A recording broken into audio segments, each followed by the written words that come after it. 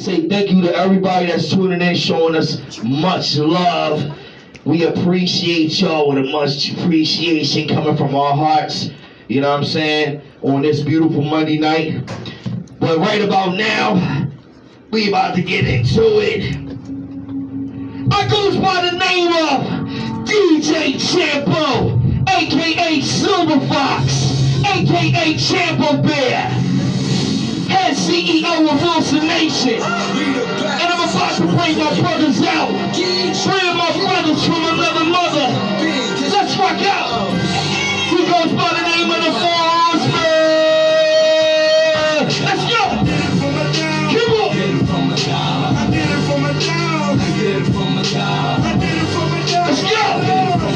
Yeah. I did it for my dog. Rock with me. I did it for my dog. What's up with everybody tonight? We need to see those hearts up. Clicks up. Let's go. 100 in the mule, got more diamonds than a jeweler. Yeah. Down on the car, might be riding with a shooter. Come on. Nigga down to do you, I ain't fucking with a curveball. Nigga play the Y'all ready to see the ball for tonight? Jump, nigga, jump. I need to see that love. Come on in, y'all. Nigga, Yeah. from you call the fuck, nigga. Pistol in the freezer, spinning. I think y'all ready. The court side sports center, I can make you a believer. I just need y'all to understand. When I bring out my brothers tonight, I need to see everybody show some love. We are the undisputed, the voices of the people, the Undertaker takeover, social media kings. Let's go. Let's go. Get the cash out, they ain't had a woman. Yeah. I love my broski Gina like I love your jeweler. I just spent some cash on a big ring. Yeah. Just make some British money, what the fuck you doing? It's on and popping right now. It's on and popping. Let's go. Are you ready to rock with Champo tonight? Introducing my first brother from another mother, CEO of Tri-State Nation, co-founder of Wilson Nation, / the whole entertainment, rocking out with all platforms. Give it up Enjoying some hot nigga. for my first brother from another mother. 12 then he dropped nigga. And we keep the millies on my block nigga. Yeah!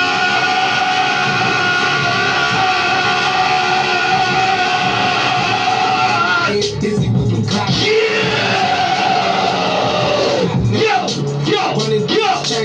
Pass out. What? Shorty getting neck. Come on. Pass out. Go on, Jack. I swear to God, all I do is cash. Come on. And if you ain't a hoe, beat up on my trap. Yeah. I've been selling classes like the Fed. Next Ain't brother. never made no difference with the shit, man. Let's go. Judge, I told me flip them packs and how to make. Come on. Y'all ready? Money back and spend it on the same thing. Shorty like the way that I ball. I said, are y'all ready out there? All out. You told the cash, bro. I need everybody to show some love. Introducing my next brother from another mother. The managers of all platforms, what we doing for Wilson Nation, Tri-State Nation, and Sky's the Limit Entertainment. We gon' put some shots. Philadelphia's own, the original pretty boy of all pretty boys. The takeover butt muncher, Chewy Chewer, back screw up. Ladies, I love him. Give it up for my brother. Richie Boy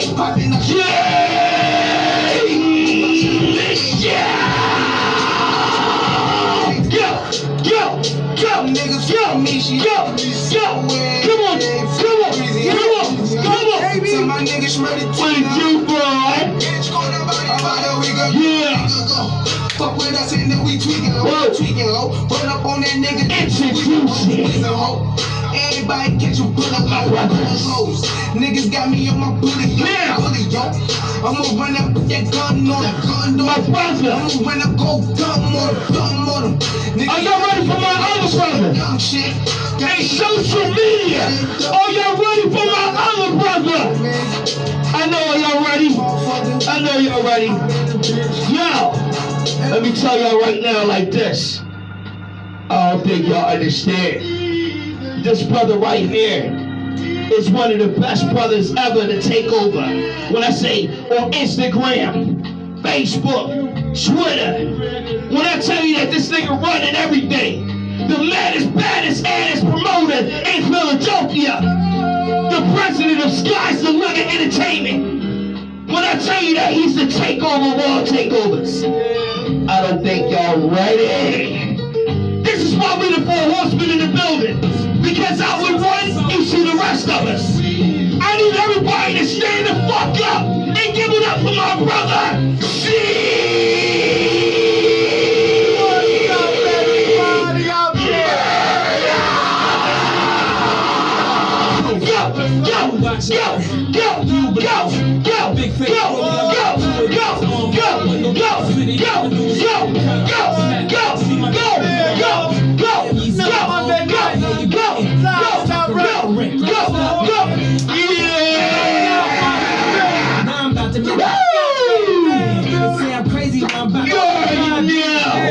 Hey, Bryce, you want to talk to the people for a second? Listen, we got some four horsemen in the building. We got Don Juan. We got Goddamn Dad. We got motherfucking DJ J. You already know, baby. We all up in the building. And you already know who I be. See Murder, baby. We This here. what they've been waiting Welcome for. everybody. Another Monday. Four Horsemen Podcast. How's everybody Monday? Beginning of the work week. You already know the holidays over. Happy Thanksgiving to everybody out there. Those who bust the grub, got fries, drinking and everything. I know I did. Shit. You know what I'm saying? For those who see me, you know when that Sherlin. You know what I'm saying? I had to do the boss up thing real quick. How was it, man? Tell everybody how it was. Oh man, listen. I had fun at my cousin's party. I had a good time, so you know. I mean, look, I'm gonna tell you a quick story real quick. Listen, as soon as I came out the door, shout out to my wifey upstairs. Me and wifey came out because wifey went with me to my cousin's party. As soon as I came out the door, I swear to God, my young boys on the block was like, yo, you got the Sherlin on, yo, OG, listen, you hurting the game right now. So that's number one as far as the that. Go to the deli, my old head's in there like, yo, you about to make me go in my closet and bring out my Sherlin. This, that, and the third. I'm like, God damn. I'm like, thank you. But at the end of the day, I had fun at my cousin's party. Yeah. You know what I mean? So I'm gonna pass the mic. We're gonna get into these topics and everything else. Yeah, y'all heard it first. When I say style, when I say class, y'all gotta give it up to my brother with the Sherlin. Hey, four horsemen, can I get a woo? 1, 2, 3. Woo! Until then, we about to go on with the show right now. Four horsemen in the building. Hey, Jay, what you got now?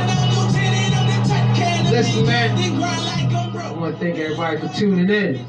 We got something, I believe we have a very, very important message. It's funny because last week we talked about how we can fix the problems of what's going on with our youth and what's going on with this self-proclaimed genocide that we are committing on each other. So I was thinking and trying to figure out how, like, what can we do, the four horsemen, what can I do as a person? And I came across this interview. And I believe that this is very important because in order to fix a problem, it helps to know where the problem began and what happened. Done. Move to the side, bro. You on air. Yeah, you're on camera. Shout out to everybody watching. So tonight, I am going to unveil my findings And it actually is so disheartening to know that all this was planned. Wow. The way things are today, it was planned. And I'm not even going to give my opinion yet because I don't want to sway y'all. I want y'all to hear it for yourselves. And I can possibly get in trouble for this, but I'm going to play it anyway. It's a must that you hear this. And I want y'all to share it. I want y'all to let everybody know the findings that was found in this interview. Now, I watched another interview, and in this interview, this information was just heart-dropping. Hey, Ted, can you start queuing it up, please? Got you. Yes, sir. So while he's queuing that up, we're going to have Don Juan go over things that's going in our city and talk to you for a few minutes while the video clip is being queued up so that you all can hear it. Well, what we're going to talk about, since we got a couple minutes right now until we get queued up for that very important watch video for our viewers. Okay, so what we're going to do is we're going to skip, just because we came on late, so we're going to skip a lot of the topics right now at this moment. But definitely, we still want to talk about the city itself. Reference to the homicide reaching 500 at this time. The last murder was a Temple student that was actually 18. So I'm not sure what all the information. I don't think it was robbery or anything. I don't know what's happened. I think he was coming from a party of Temple, and they didn't say if it was confrontation or a recap on something that might have happened at the party, but they just said that ATO Temple student was murdered, which he didn't actually decease until later on that afternoon from the bullet wounds. So that itself brought us to 500 right now. We have not even reached the year of 2021 yet. We have to try to do more. We are, as a Four Horsemen, is definitely trying to do more. That's our goal, that's our focus. We're going to keep striving and keep doing what we're doing and try harder to try to get in touch and contact with the young people and try to make change. But till then, we definitely need everyone's help who's watching. So if you can support us and follow us and push us, or come along with us with the ride so we can change this, it'll definitely work for us. Yo, and I don't know if y'all been watching the news. We've actually reached 500 murders. 502? Wow, it's been two more? Wow, that's crazy. So the year isn't even over yet. It's 365 days in a year, and we're already at 502 murders. And guess what? Over in Arkansas, they up to only 67. 67 and that's murders a lot for the to year? them. Wow. In Arkansas, bro. So that is ridiculous, man. And then it's so many women. Yeah. Like 2 weeks ago, what was it? 60? Yeah. Like 2 weeks ago? 61. 64. Wow. That is crazy. So I got this video queued up. Push play. And I need y'all to hear this. I need you to, if you're tuning in late, that changed rap music and destroyed start from the the beginning. generation. I need y'all to hear what it say. Listen how it starts. Because hello, after more than 20 years, Start from the I finally decided to Start from the beginning. So I need y'all to hear. This was a secret tell the meeting. world what I witnessed in 1991, which I believe is one of the biggest turning points in popular music and ultimately American society. I have struggled for a long time weighing the pros and cons of making my story public, as I was reluctant to implicate the individuals who were present that day. So I simply decided to leave out the names and all the details that may risk my personal well-being and that of those who were, like me, dragged into something they weren't ready for. Damn. Hold on, let me Pause that for a second. So we gonna tell the story. So, What's the story? just for the record, I want y'all to know, for the youngins, I'm not sure if y'all familiar with Bone Thugs and Harmony. This was in our day, the 90s, this was a very popular rap group. Right. The person that's speaking now, his name is Crazy Bone, which is one of the members of Bone Thugs and Harmony. Google them. They got plenty of songs you listen to.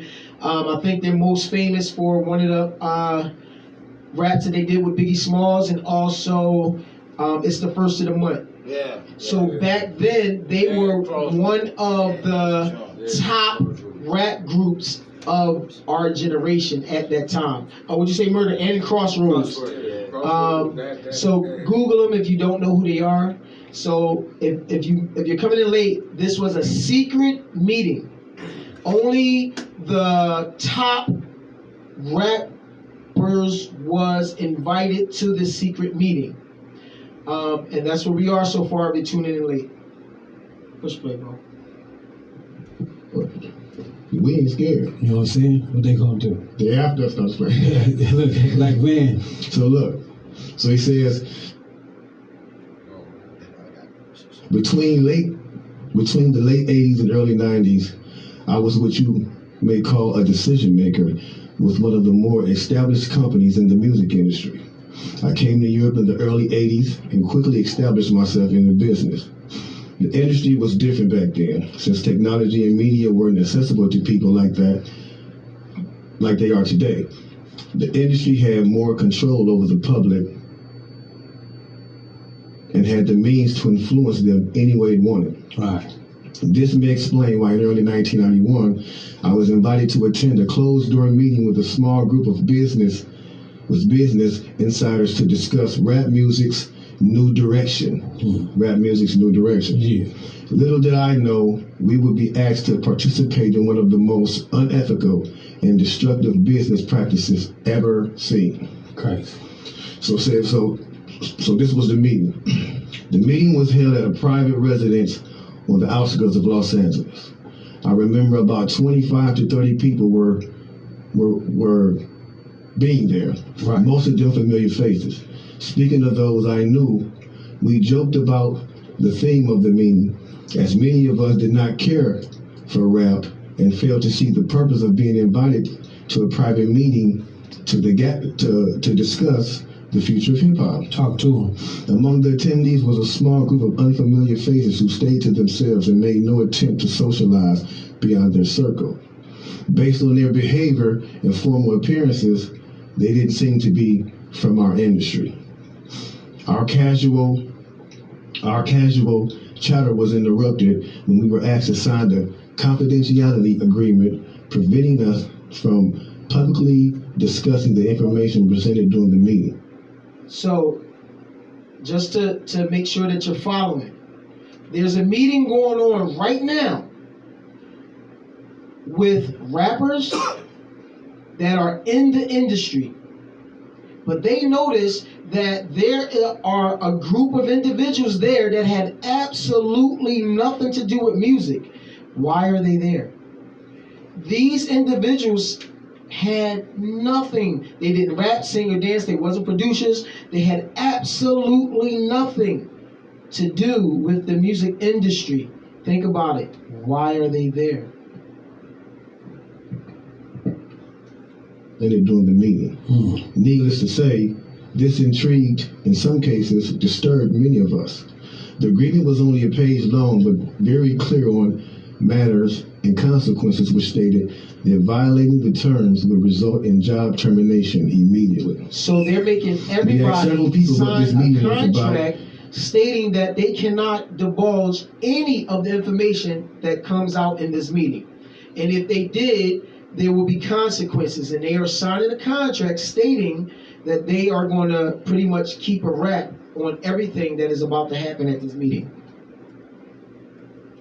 About and the reason for such secrecy, but could not find anyone who had the answers for us. A few people refused to sign and walked out. Nobody stopped them. I was tempted to follow, but but curiosity got the best of me. That's right. A man who was part of the unfamiliar group collected all the agreements from us. So now, let's get to the good part because the meeting about to start. Talk to him, G. It says, quickly after the meeting began, hold on one second. Get your popcorn, y'all. Popcorn, get your pistol. No, sorry. For real though. Quickly after this meeting began, one of the industry colleagues, who shall remain nameless like everybody else, thanked us for attending. He then gave the floor to a man who only introduced himself by first name and gave no other details about his personal background. I think he was the owner of the residence, but that was never confirmed. He briefly praised all of us for the success we had achieved in our industries and congratulated us for being selected as part of this small group of decision makers. At this point, I began to feel slightly uncomfortable in the strangeness of this gathering. The subject quickly changed as the speaker went on to tell us that the respective companies we represented had invested in a very profitable industry, which could become even more rewarding with our active involvement. He explained that the companies we worked for had invested millions into the building of privately owned prisons, and that our positions of influence in the music companies, industry would actually prisons, impact privately owned the profitability of these investments. Then he says, I remember many of us in the group immediately looking at each other in awe and confusion. At the same time, I didn't know what a private prison was, but I wasn't the only one. Sure enough, someone asked what these prisons were and what any of this had to do with music. We were told that these prisons were built by privately owned companies who received funding from the government based on the number of inmates. The more inmates, the more the government would pay these prisons. It was also made clear to us that since these prisons are privately owned, as they become publicly traded, we'd be able to buy shares. Most of us were taken back by this. Again, a couple of people asked what this had to do with us. At this point, my industry colleague who had first opened the meeting took the floor again and answered our questions. All right, y'all. I need y'all to pay very close attention to this part right here. Everything that you just heard led up to this part right here. Please pay attention. I beg you, pay attention to this. Privately owned prisons investing into music for what? For what purpose would a privately owned prison be investing into music? They knew nothing about music. They did not do anything at all that had to do with music. Nothing. You hear what I'm saying to you? Nothing to do with music.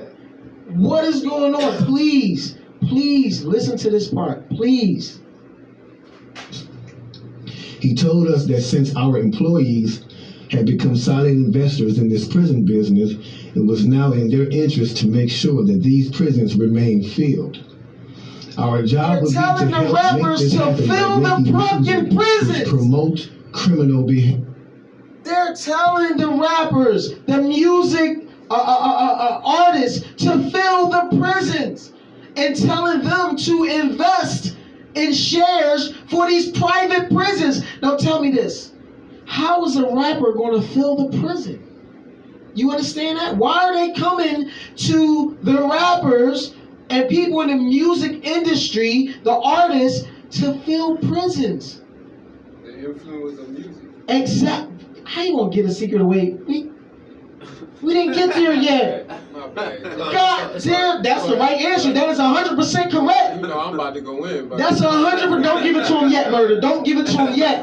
You gotta spoon feed them. You gotta spoon feed them so that they get it. You know what I'm saying? You don't want nobody to miss the importance of this message. Go ahead, give it to him, man. Criminal behavior, rap being the music of choice. He assured us that this would be a great situation for us because rap music was becoming an increasingly profitable market for our companies, and as employees, we also be able to buy stocks in these prisons. Immediately, silence came over the room. You hear that? You could have heard a pin drop.